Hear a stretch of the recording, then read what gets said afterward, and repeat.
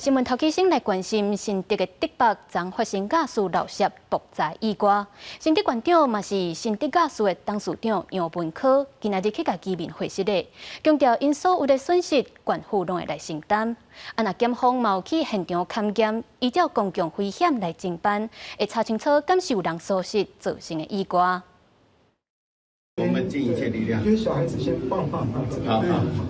因为我们的力量也是有限的。竹北假事起爆案件，烧烫伤的少年，规身躯90拍面积，一度到2度烧伤，正伫南口中级病院来救治，家属是真烦恼着急，希望官府全力协助。新竹县长杨文科2号转来到事故现场勘查，家属好面对面了解受灾状况。灯都融掉了，然后这边也是，这整个铝门都毁掉了。民众徛过因为起爆严重损害，好民众是真无奈，也计划要成立自救会。伫身为新竹假释公司董事长杨文科，除了为假释外涉的案件核实的，并且答应受灾住户所有损失，县府拢会来承担。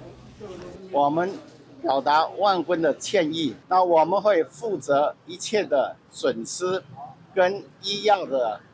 负担。我们明天就会启动这个整个维修修复的作业，物损跟财损的部分，我们公司也全权会来负责。这场起爆造成侪人受伤，新竹假释公司讲是沙石类物件走入去工厂内底，造成这个皮膜破去，假释强压过大，造成民众点火时引起起爆。专家分析事故原因，唔若干那一个，除了供应这方面出现假释供应压力无正常，用户这边可能原先就有工厂老旧假释外泄的问题。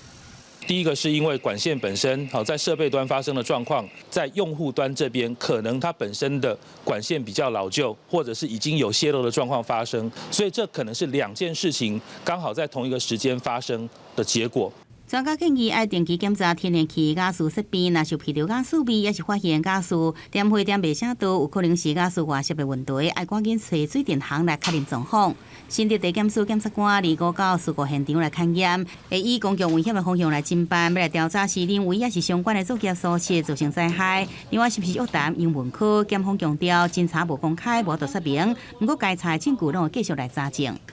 记者综合报道。